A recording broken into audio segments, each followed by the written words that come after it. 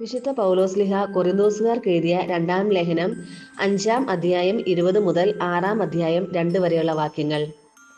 ഞങ്ങൾ ക്രിസ്തുവിന്റെ സ്ഥാനപതികളാണ്. ഞങ്ങൾ വഴി ദൈവം നിങ്ങളോട് അഭ്യർത്ഥിക്കുന്നു, നിങ്ങൾ ദൈവത്തോട് രമ്യതപ്പെടുവിൻ. ഇതാണ് ക്രിസ്തുവിന്റെ നാമത്തിൽ ഞങ്ങൾ നിങ്ങളോട് അപേക്ഷിക്കുന്നത്. എന്തെന്നാൽ അവനിൽ നാം എല്ലാവരും ദൈവത്തിന്റെ നീതിയാകേണ്ടതിന് പാപം അറിയാത്തവനെ ദൈവം നമുക്ക് വേണ്ടി പാപമാക്കി.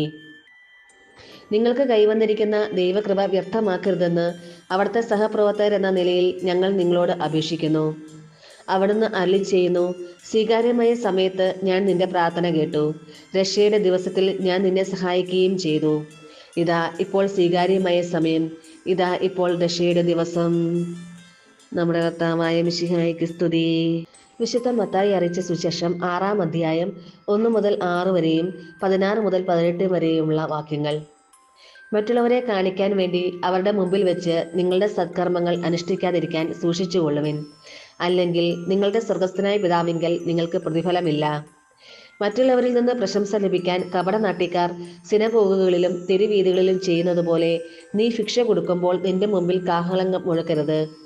സത്യമായി ഞാൻ നിങ്ങളോട് പറയുന്നു, അവർക്ക് പ്രതിഫലം ലഭിച്ചു കഴിഞ്ഞു. നീ ധർമ്മദാനം ചെയ്യുമ്പോൾ അത് രഹസ്യമായിരിക്കേണ്ടതിന് നിന്റെ വലത്ത് കൈ ചെയ്യുന്നത് ഇടത്ത് കൈ അറിയാതിരിക്കട്ടെ.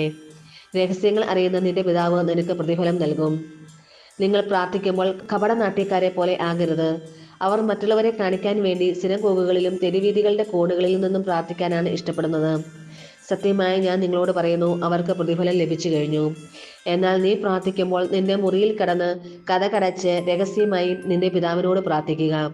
രഹസ്യങ്ങൾ അറിയുന്ന പിതാവ് നിനക്ക് പ്രതിഫലം നൽകും. നിങ്ങൾ ഉപവസിക്കുമ്പോൾ കപടനാട്യക്കാരെ പോലെ വിഷാദം ഭാവിക്കരുത്.